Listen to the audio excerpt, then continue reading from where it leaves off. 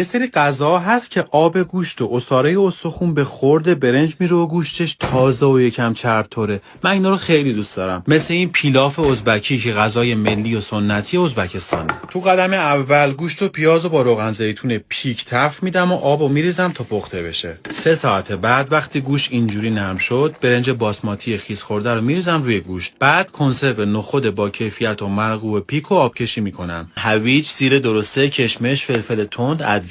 ببین اصلا هم نمیزنم. همینطوری در ظرفو میبندم تا 1 ساعت بعد پیلاف ازبکی من آماده بشه. خب حالا ما چی داریم؟ گوشت سردست گوسفندی نرم و چرب‌طور که عصاره گوشت و بقیه مواد به خورد برنج رفته، به همراه تمام‌مزه نخود و هویج و کشمش و ادویا که همه اینا در کنار هم میشه یه غذای خوش‌طعم و لذیذ و چرب و شیل. ضمن شرکت پیک یه قرعه کشی 100 میلیونی داره که به کسایی که پیجشون رو فالو کنن پرداخت میشه.